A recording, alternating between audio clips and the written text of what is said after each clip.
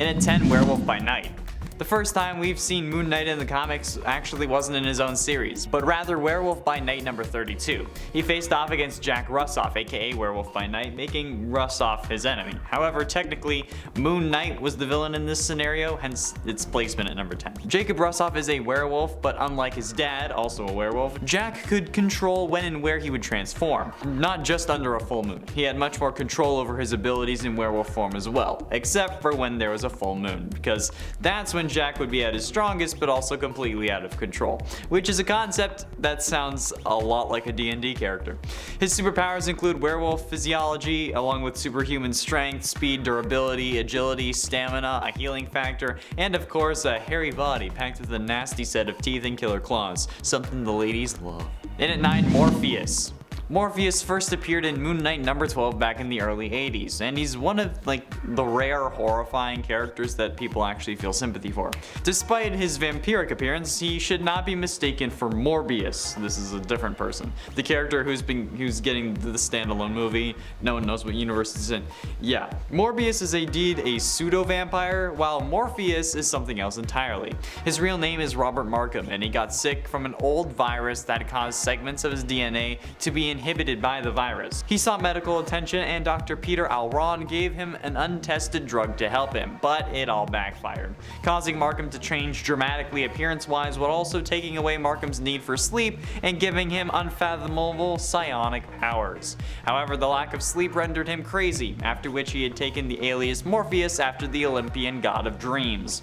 With his newfound powers, Morpheus sought revenge upon Alron, only to encounter Moon Knight in the process. And at 8, Count Nefaria. While Count Nefaria wasn't purely evil at first, his desire for more wealth and power is ultimately his downfall, and he's very nefarious. He has been around for years and years, fighting almost every single Avenger he can think of. He also encountered Moon Knight after Mark Spector moved to LA and joined the West Coast Avengers, primarily becoming his villain. Count Nefaria is immortal and has an unfathomably strong healing factor, because, you know, he's immortal. He received energy projection from the living laser, strength from Power Man, and speed from Whirlwind, all amplified 100 times. He can lift well over 100 tons, fly over 5,000 miles per hour, teleport, leech another person's energy, and so much more. However, it's likely that if you are a fan of Moon Knight, you knew about this guy, so he's not very high on the list. But honestly, not having known much about Moon Knight before this list, aside from he looks freaking awesome, all these villains are pretty new to me, so it's pretty cool getting to see all the characters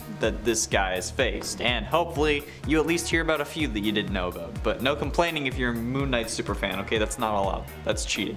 And at 7, Deadzone. There are a few characters more 90s than Deadzone, but he has his appeal. Deadzone sort of emulates the classic Iron Man villain Whiplash with his electrical whips, but he's less a mercenary than just an ideological warrior. He seeks to punish sinners by lashing them to death, that has him run afoul with Moon Knight. Deadzone first appeared in Moon Knight's solo title and is pretty evenly matched for the character. When Moon Knight tried to take him down with his adamantium, Deadzone catches it and then turns it around on him. There is very little on the wiki about him, and honestly I don't know what else I could say about him, but he's trying to do what Moon Knight does, but going about it in an absolutely abysmal way. Like, come on bro, really?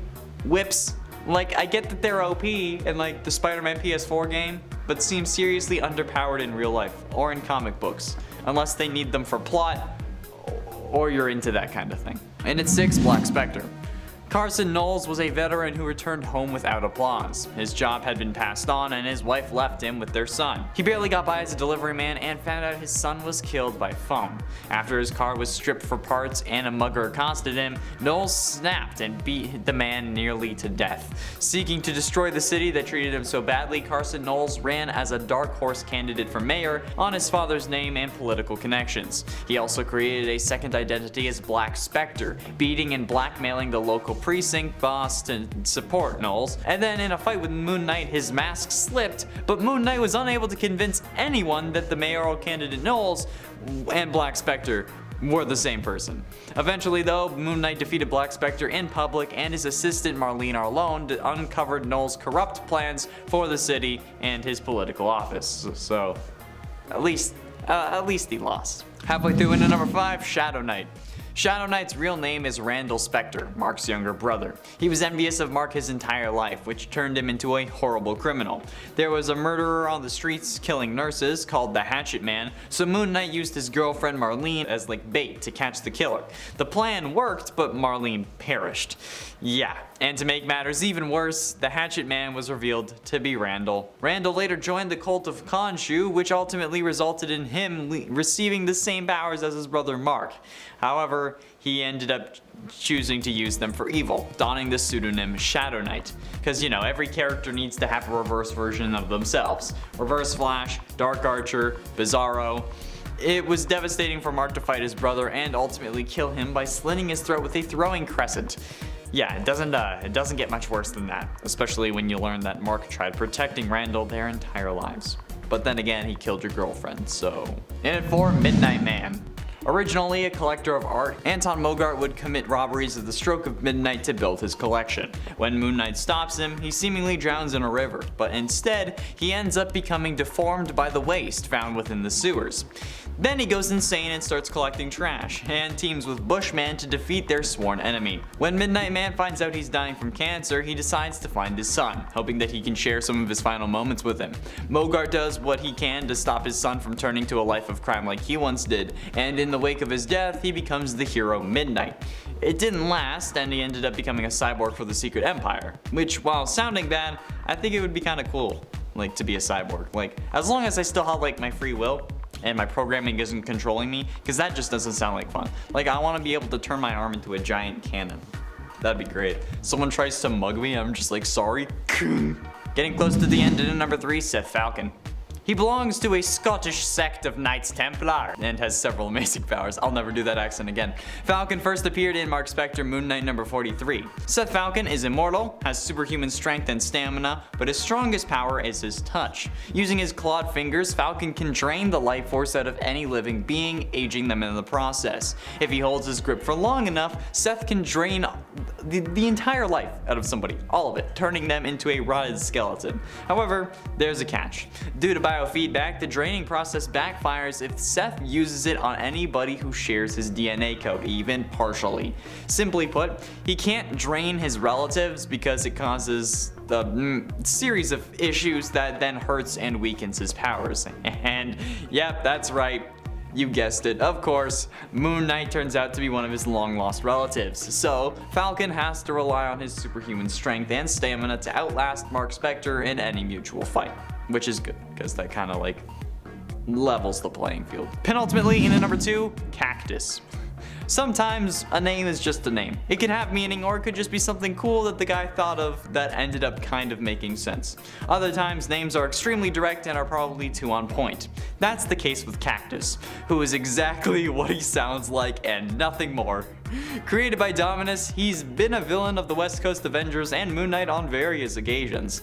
Punching him definitely stings, but beyond that, it doesn't take all that much to break him or chop him up, because, you know, he's a cactus, which has actually happened before, though he can regenerate lost limbs, which I don't know if cactuses can do or cacti can do, but yeah, he's without a doubt one of the lamest villains in the Marvel Universe, but in my opinion, that makes him one of the coolest. This guy is literally a cactus, and that's hilarious.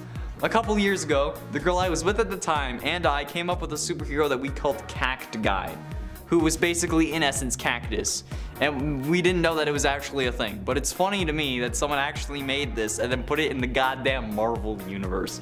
That's hilarious. That's amazing. And Cactus is my new favorite villain ever because of that. Hashtag Cactus in the MCU. And finally, in the number 1, Hunter's Moon. Dr. Batter was born in Luxor, Egypt, to 2 doctors and was an excellent student throughout his life, eventually becoming a doctor as well. He grew to become a very rational and serious person who didn't believe in any higher entities, despite still attending prayer and studying the Quran and the Hadith. This all changed when he was attacked by vampires and left to die on the streets, at which point he met the Egyptian moon god Khonshu. Dr. Batter survived and became a worshipper of Khonshu, who fancied himself the god's second highest priest, and opposite of Mark Spector. After learning that Moon Knight had taken in vampires under his protection, Dr. Batter terrorized the Nightwalkers to get his attention.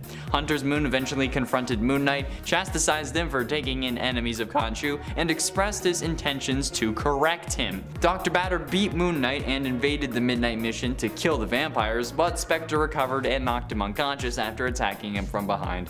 Which, you know what, after beating him, I'm not even gonna call it that's kinda shady. I respect it. Number 10. Last Gun on Earth. While he doesn't make it to the end of this tale in Marvel Universe vs. the Punisher, he does end up managing to stand his ground against the Hulk tribe, which is pretty impressive. For those who aren't familiar with the Last Gun on Earth universe featured in Marvel Universe vs. the Punisher, everyone is pretty much turned into a cannibal after a virus breaks out. It turns people into violent criminals should they become infected. Well, Moon Knight manages to be one of the lucky few to survive his confrontation with the Hulk tribe.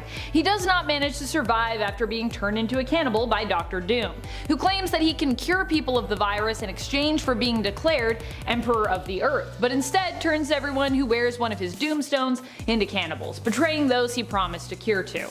Unsurprisingly, this is Dr. Doom. Following that, Moon Knight is presumed to have been hunted down and killed by the Punisher. Number 9. What if Wolverine was Lord of the Vampires? This What If story takes place in the 1989 series of What If in issue number 24, all taking place on the alternate Earth of 9140. While Moon Knight doesn't make it out of this story alive, he does spend part of his life on this Earth as a vampire, which would likely only strengthen him, especially if he still had his connection to Khonshu and his powers from that. He'd really only be out at night as well, so he'd always be at peak power levels as Moon Knight, and he'd also likely see increased strength from being a vampire as well, although sadly not increased durability. Rats. Moon Knight was believed to have perished along with the other vampires when Wolverine, after having his humanity brought back to the surface by Stephen Strange's ghost, reads the Montesi formula. Sadly, all the vampires go bye-bye. And friends, if you haven't already, please head on over to Facebook, where we are also there, and check us out. Make sure you give us a follow and check out our content there as well. It really does help us out. So thanks. Number 8. Marvel Cinematic Universe. While we don't yet know the extent of Moon Knight's powers in the Marvel Cinematic Universe, even following just episode 1, he seems to show a lot of potential, I'd say. The few scenes that we do see with Moon Knight, or more specifically that we get to see in the aftermath mostly of Moon Knight, show that he is a fierce and deadly fighter who doesn't just knock his opponents down, but even goes so far as killing them. True to the comics, he is brutal and bloody in terms of how he approaches dealing with those who stand against him, and even when completely outnumbered and in some cases unarmed, he manages to handily take down his enemies. I mean, he fought a bunch of armed opponents with simply a golden scarab at one point, and I don't think that scarab would have made a great weapon per se. It's just a scarab as far as I know. I mean, I'm sure it's important, but I don't think it's like a secret weapon. I don't think it's that kind of important. It's a different kind of important. Number 7. Spectre. Spectre was a member of Khonshu's Moon Knights in the reality of Earth 51910, where mutants were forced to build the pyramids in Khonshu's honor. Wanting to be free of their bonds and the goddess of the moon, they plotted to assassinate Khonshu. A team of mutants met with Spectre, who claimed to have defected. However, when the moon rose high, it didn't matter whether or not he had faith in his role as Khonshu's servant and knight. He was transformed into a werewolf and attacked the mutants. The mutants that survived were also transformed into werewolves and then sent back to their camp, bearing Khonshu's mark, to destroy the other mutants who wanted her dead. Some pretty dark stuff. Spectre being a werewolf here also gives him added power and is also just pretty cool, so I was pretty excited to talk about it. I've always felt like it would make a lot of sense if there was stories where Mark Spector is like a werewolf, because there's that whole moon connection, werewolves in the moon, Khonshu in the moon, just saying. Connections. Number 6. Jessica Spectre. I just really love the idea of Mark having a daughter to take up his legacy, which is what this short story featured in Marvel Knights Millennial Visions from the early 2000s is all about. It's just a one-pager with a follow-up page showing Jessica, Mark's daughter in this reality, as the new Moon Knight. Relegated to Earth 8753, this is the only glimpse we've seen into this universe, but I'd honestly love to see more if that ever happened. I'd also love to see an alternate reality where the main continuity daughter of Mark and Marlene, Beatrice, follows in her father's footsteps and becomes a hero. Mark in this reality is dying of cancer, and so his daughter, Jessica, a scholar and archaeologist, who is also an already skilled combatant and martial artist, decides to take up the mantle of Moon Knight herself, inheriting her father's wealth and his responsibility as an agent of Khonshu. Also, kinda gives me Lara Croft vibes, which, you know, I'm very much always here for. I love Lara Croft, so. As soon as I read that, I was like, this sounds like Lara Croft to me, and I approve. Number 5. Zombie Moon Knight. A lot of people interpret zombie versions of characters to be some of the strongest out there because, in a way, they're kinda immortal. Well, they're more immortal over on Earth 2149 if they happen to be a part of the zombie Galacti armed with the power cosmic, which also Moon Knight is not. However, he's still a member of the undead, which is something. It's something. A lot of people count it really high.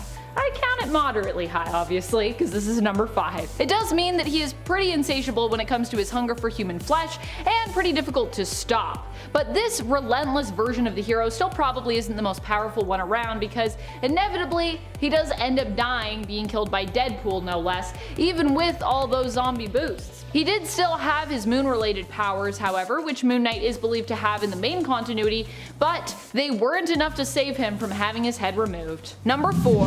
Horseman of Apocalypse. This version of Moon Knight appeared in Extraordinary X-Men and was an agent of Khonshu, like the 616 version we know so well. However, while we don't know the true name and identity of this Moon Knight, we do know they were a woman and were actually chosen to become Moon Knight by Khonshu after Mark Spector's death in this universe. This version of Moon Knight hails from the reality of Earth 16558. After the return of Apocalypse in the 21st century, this version of Moon Knight joined his cause, becoming one of his horsemen.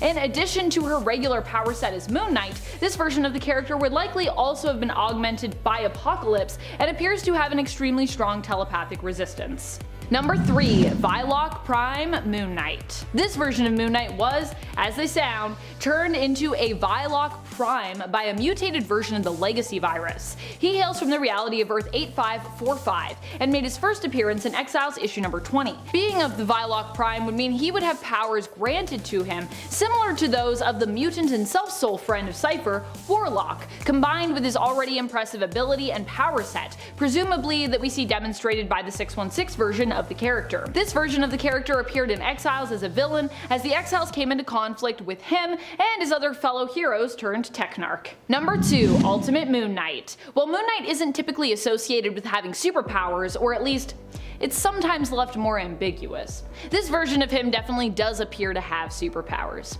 Now there's going to be a bunch of people that are going to say in the comments, but Amanda, he does have superpowers. Superpowers under the moon. And yes, sometimes that is a thing, but it really depends on who's writing this character, I find.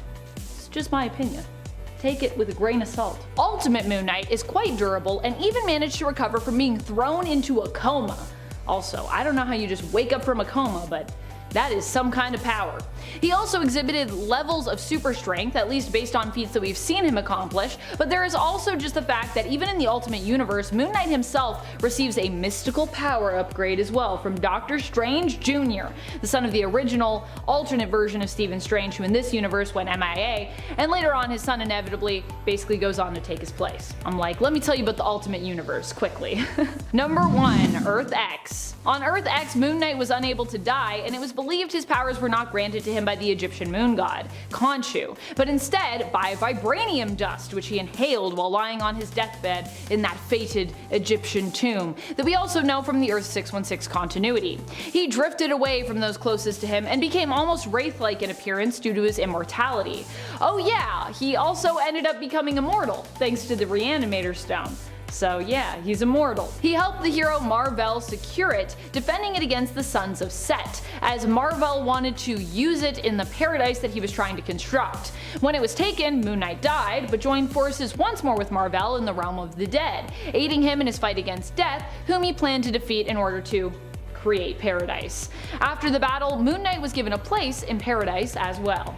because success. Also, he was super helpful, so I feel like he deserves that place. Number 10. Werewolf by Night. One of the first appearances of Moon Knight actually involved a two-part fight with none other than Werewolf by Night. What a brutal introduction to the Marvel Universe. This fight turned team-up took place in Werewolf by Night issue 32 and issue 33 in the 1972 series, the first series of Werewolf by Night. Here, Moon Knight made quick work of Werewolf by Night, not just tormenting him with punches, but also with scathing insults besides. How rude. However, while Werewolf by Night appeared to be no match for Moon Knight, in the end the hero decided to lay down his arms, realizing that Werewolf by Night wasn't the villain he'd thought he was, and the two instead decided to team up to take on a common enemy that had actually turned Moon Knight against Werewolf by Night in the first place. Number 9. Midnight. Although Midnight would go on to become a villain in the comics, originally he was actually simply the son of a villain who wanted to become a hero himself. Midnight is Jeff Wild, the son of Midnight Man. Moon Knight fought against and defeated Midnight Man, and Jeff ended up confronting Moon Knight as a result. But in the end, Jeff decides to actually work with his father's enemy, wanting to become a hero like Moon Knight, and ending up as his sidekick for a time, until he appeared to be disintegrated by number 7 of the Secret Empire. Not to be confused with the Marvel event Secret Empire. This is a group, not an event. Midnight, however, would return and end up fighting Moon Knight, Spider-Man, and a team of heroes, wanting revenge on his former partner who he believed had abandoned him after his supposed death. Of course, Moon Knight probably just thought he was dead, but you know how it is when you're not actually dead, and you're like, you should have known that I wasn't really dead, man, even though it looked like I was disintegrated. This version of Midnight was a cyborg who had also been trained by and kind of brainwashed into joining the Empire. In the end, Midnight was defeated by Moon Knight with some pretty vital help from Spider-Man, and the convenient assist of Empire's headquarters collapsing. Yay. Although I don't think that was the end of Midnight. I think Midnight may have even come back after that, but yes, don't quote me. And friends, before we move on to our next spot, just a quick reminder, if you are loving Moon Knight and you want to learn even more about him, be sure to let us know by giving this video a thumbs up. Then we can give you more Moon Knight lists. Number 8. Darkhawk. In the Infinity War event, Moon Knight got to take on a slew of evil doppelgangers of heroes, including Darkhawk. A lot of these fights are short, but it's neat to see Moon Knight take on so many alternate versions of Marvel superheroes at once. For those not familiar, Darkhawk is Chris Powell, once a teen who stumbled upon a mysterious amulet and was forever changed by it, becoming the hero Darkhawk. The amulet allows Chris to swap his consciousness with that of the Darkhawk android, Shi'ar tech melded with magic, which comes with super strength, speed, durability, flight, a form of self-healing, concussive blasts, and more. In the end, Darkhawk proved no match for Moon Knight, who made quick work of him by smacking him with his adamantium staff, or truncheon if you will. That's what he prefers to call it, truncheon. I think I'm saying that right too. It's not trunch eon, is it?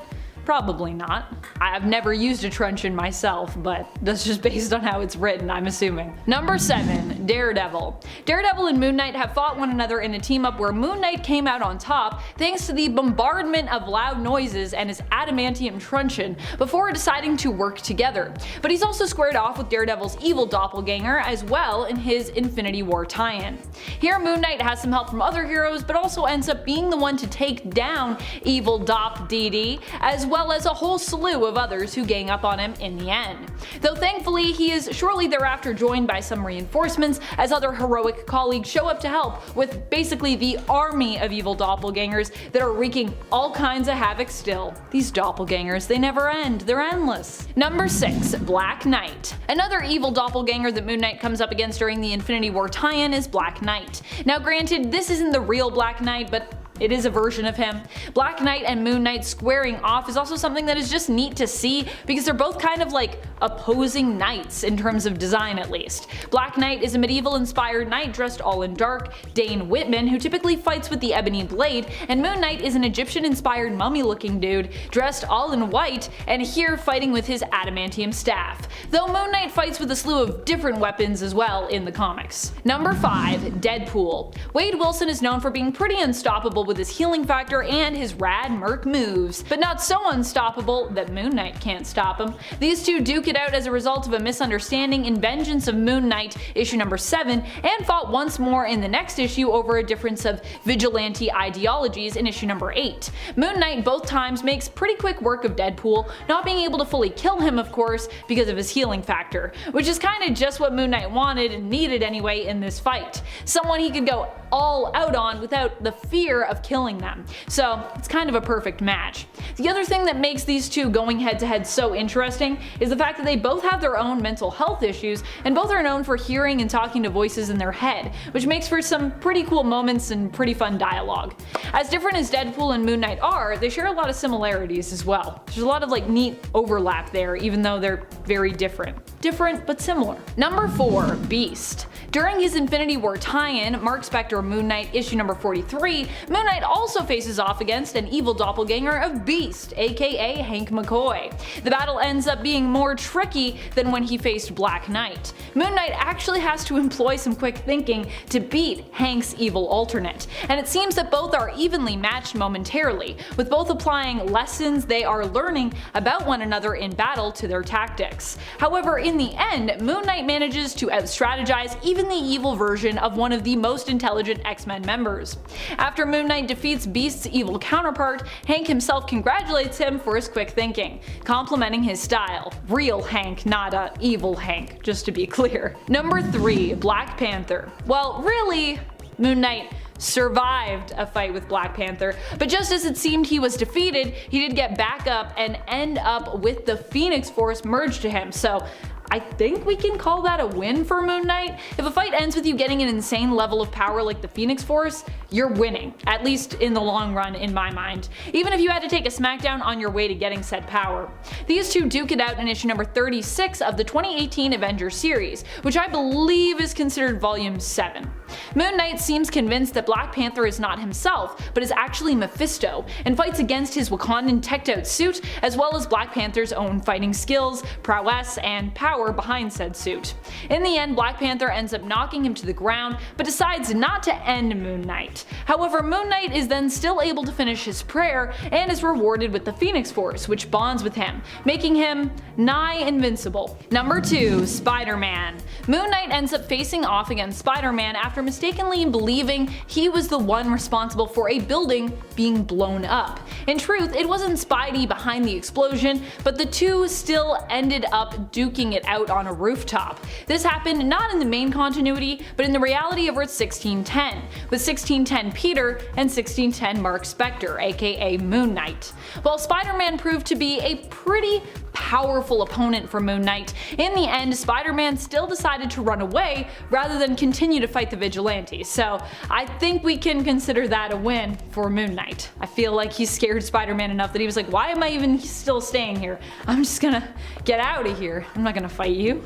You're nuts. Number 1. Captain Marvel. Captain Marvel is handily defeated by Moon Knight during the same story that Black Panther squares off with him in The Age of Khonshu. In issue number 35 of the 2018 Avengers series, he approaches Iron Man and Carol Danvers, aka Captain Marvel, attempting to take the baby star brand Brandy Selby from them, as Khonshu needs her power. Catching Carol off guard, Moon Knight is able to restrain her quickly and then tosses her in the trunk of Ghost Rider, aka Robbie Reyes' car, which he also has access to after taking Ghost Rider's powers. Carol is wrapped up in chains and also has to deal with what appears to be a tentacle monster in the trunk. Although she does escape, she ends up flying away, choosing to run, or rather fly, from Moon Knight than face him. Of course, she takes Tony and Baby Starbrand with her so they can regroup, but I'd still call making someone as powerful as Captain Marvel retreat a win for Moon Knight here. Granted, he is a very OP Moon Knight at this point in the story, because he's already beaten a lot of other heroes too. Which is why we should maybe do a part 2 to this list, because there's some that I didn't get to mention.